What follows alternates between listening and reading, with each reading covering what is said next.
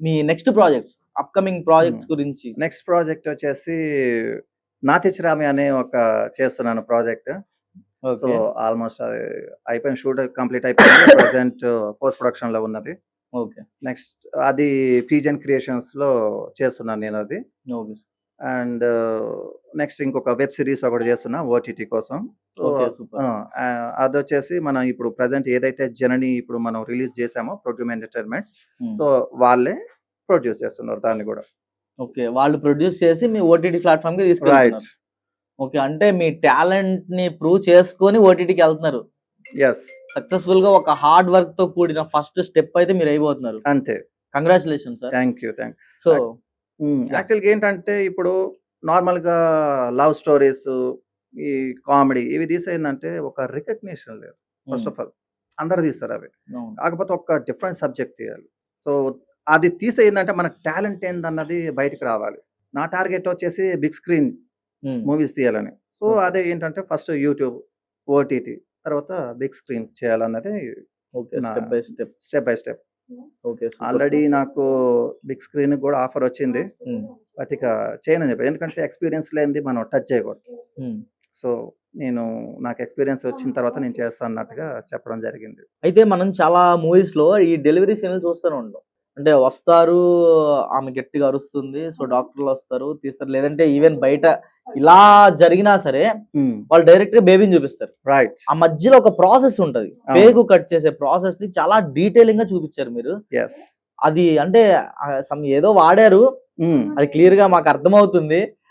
నిజంగా పేగు తెచ్చి పెట్టడం అవ్వదు కాబట్టి. హ్మ్. అది ఎలా షూట్ చేయగలిగారు మీరు? అంటే దీన్ని కొంతమంది తక్కువ చేసి లైక్ ఎట్లా అంటే తల్లి పేగు అనేది మన ఫీమేల్స్ బాడీ లోపల ఉండే ఒక పార్ట్. దాన్ని మనం పబ్లిక్‌లో చూపిస్తున్నాము. ఇది పేగులాగా మనం రిప్రజెంట్ చేస్తున్నాము. దీని మీద ఏమన్నా కాంట్రోవర్సీస్ వస్తాయి. లేదంటే దీన్ని ఎవరైనా అబ్జెక్షన్ పెడతారని మీకు అనిపించలేదా? లేదండి. అనిపించలేదు. ఓకే. ఎందుకంటే ఆ! అక్కడ ఎవరైనా ఆ ఎమోషన్‌కి కనెక్ట్ అవుతారు.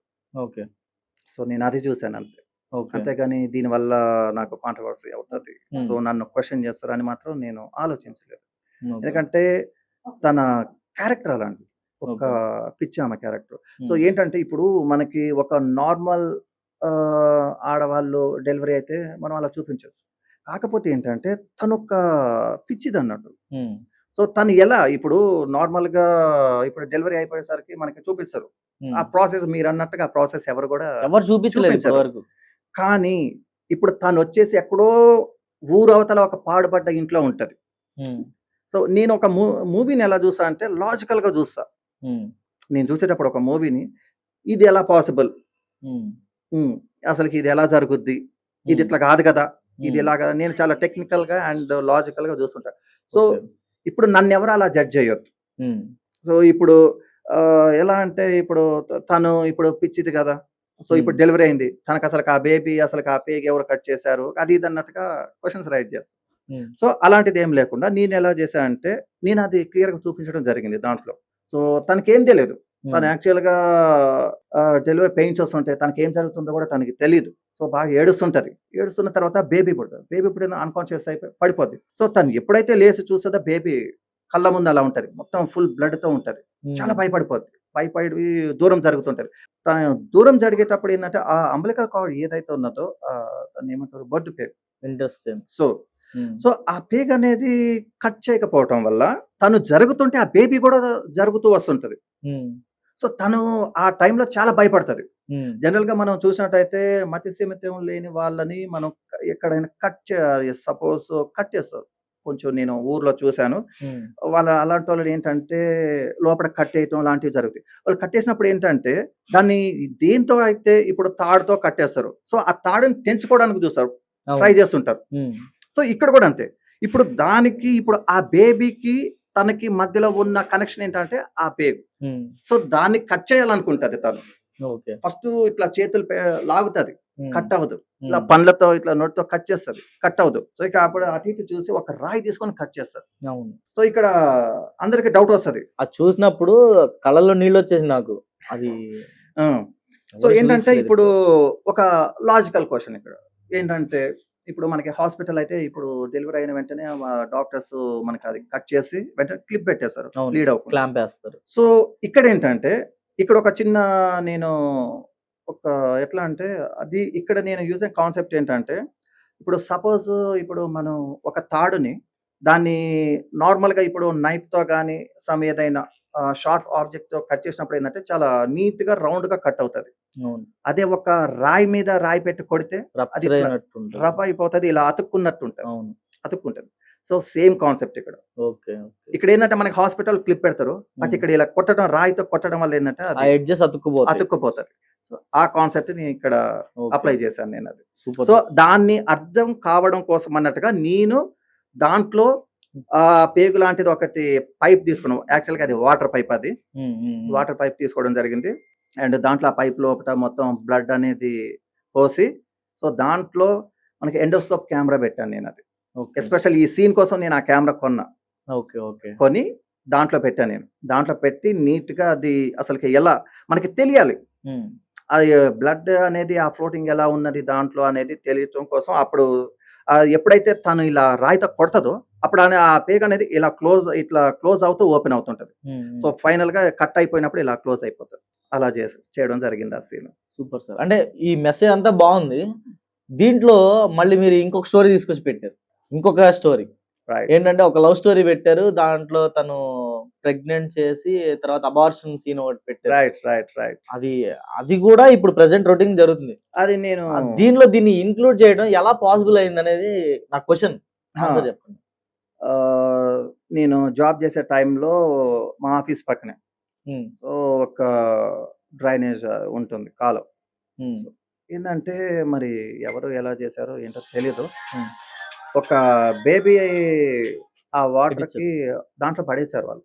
పుట్టిన ఓకే. బేబీని పడేశారు. ఓకే. సో, తెలిసిన న్యూస్ ఏంటంటే ఇక ఇలాంటే అంటే ఇక లవర్స్ ఇలా తొందరపడటం వల్ల అలా జరిగుంటది. సో, ఆ బేబీని వాళ్ళు పడేశారు. సో, అలాంటి సీన్ నాకు గుర్తొచ్చింది. సో, అంటే మీ రియల్ ఇలాంటి లైఫ్‌లో జరిగింది. రియల్ లైఫ్‌లో జరిగింది. ఈ మొత్తం కూడా నేను రియల్ లైఫ్‌లో జరిగిన వాటినే నేను ఇన్‌స్పిరేషన్ తీసుకొని మూవీ తీయడం జరిగింది. Okay sir. అయితే స్టార్టింగ్‌లో ఇద్దరు పేరెంట్స్ రైట్. ఒక క్వెషన్ సార్. ఇది మీరు చెప్పండి. తప్పుగా అనుకోవద్దు. నో. చెప్పండి. ఇలాంటి ఒక స్టోరీ మన ఇంట్లో చిన్న పిల్లలకి చెప్పం. చెప్పం. కానీ మీరు ఒక చిన్న పిల్లోడికి ఈ కథ మొత్తం జెప్పిస్తారు. ఓపెనింగ్ జూస్తే ఇద్దరు పేరెంట్స్ ఒక మన చైల్డ్ క్యారెక్టర్ ఒకతనుంటారు. రైట్. అతనికి అసలు ఇలాంటి స్టోరీ చెప్పించాలంటే అది ఎవరు చెప్పరు. బేసిక్ ఇప్పుడు మనం హౌస్‌లో ఏదైనా చెప్పాలన్నా ఏదో కొత్తగా సినిమా స్టోరీలన్నా చెప్తాం గానీ, ఇలాంటి ఒక స్టోరీని చెప్పం. హ్మ్. అది ఎలా ప్రెజెంట్ జేశారు? రైట్. చాలా కాంప్లికేషన్స్ ఉన్నాయి సార్ ఇవి. అవి మీరు యెస్. ఆలోచించలేదా? చేశాను. ఆ! అది ఎలా అంటే ఇప్పుడు తనకి యాక్చువల్‌గా కథలు చెప్పడం రాదు. హ్మ్. వాళ్ళ వైఫ్ ఏవండీ బాబుకొక కథ చెప్పండి అనేసరికి నాకు కథలు రావు అది ఇది అంటాడు. సో, హ్మ్. అప్పుడు అతనేం చేస్తాడు అందరికి తెలిసిన కథే. అనగనగా ఒక రాజు, రాజుకి ఏడుగురు కొడుకులు స్టార్ట్ హ్మ్. చేస్తాడు. హ్మ్. అప్పటికి ఆ బాబు వాళ్ళ మదర్ చెప్పుంటారు. హ్మ్. సో, ఆల్రెడీ మమ్మీ చెప్పి నాకు ఇంకోటి కావాలంటాడు. తనకేం కథలు రావు. సో, అప్పుడంటాడు ఇప్పుడు మనకి 'చిట్టి చిలకమ్మ' అనేది యాక్చువల్‌గా అది ఒక అవును. రైమ్స్. రైమ్స్. ఆ! సో, దాన్నేం చేస్తాడు ఒక స్టోరీ లాగా చెప్తాడు. బాబు కనిపెట్టేస్తాడు. హ్మ్. ఇది దీన్నిట్లా చెప్తున్న స్టోరీ కాదు గదా! అన్నట్టుగా క్వెషన్ చేస్తాడు. హ్మ్. సో, ఇక నాకు లేదు నాకు కొత్తది కావాలి. ఎవరికీ తెలియంది హ్మ్. నాకు కావాలి హ్మ్. అన్నట్టుగా అడుగుతుంటాడు. సో, అడుగుతున్నప్పుడు తను ఇక చెప్పడం స్టార్ట్ చేస్తాడు. సో, తనకి తెలిసిన స్టోరీ తన స్టోరీయే స్టార్ట్ చేసి చెప్తాడు. బట్ ఏంటంటే ఇక్కడ లాస్ట్‌లో నేనది ఆ బాబుకి తెలియనివ్వలేదు. హ్మ్. ఇప్పుడు మా డ్యాడీ ఒక అంటే మా నాయనమ్మ అవును. ఒక మతి స్థిమితం లేని ఆమె. అవును. అండ్ మా డ్యాడీ ఆమె కొడుకన్నట్టుగా నేను రివీల్ చేయలేదు. ఎందుకంటే పిల్లలకి తెలిస్తే ఏందంటే అది బావుండదది. అవును. సో, అది తెలియనివ్వలేదు. ఆ బాబుకి దాన్నొక స్టోరీ లాగానే చెప్పిన. కాకపోతే హస్బాండ్ అండ్ వైఫ్‌కి మాత్రం తన వైఫ్‌కి గూడా యాక్చువల్‌గా తెలీదు. లాస్ట్‌లో హ్మ్. లాస్ట్‌లో తనకి తెలుస్తది. హ్మ్. అంటే వీళ్ళ లైఫ్‌ని అతను చెప్తున్నాడు. హ్మ్. ఆర్ఫనేజ్ హోమ్‌లో వాళ్ళు పరిచయమైనప్పుడు హ్మ్. సో, ఇక తనను చిన్నప్పటి నుంచి కూడా ఆ పాప చాలా కేర్‌ఫుల్‌గా జూసుకునేది. హ్మ్. సో, తను ఎప్పుడైతే ఇక పరిచయమైందో అప్పటినుంచి తను ఏడవటం గూడా ఆపేస్తాడు. హ్మ్. సో, ఇక అలా తీసుకొని డిజైన్ జేయడం జరిగింది. Super sir. సూపర్. థాంక్ చాలా యూ. అంటే చాలా బా నచ్చింది. అయితే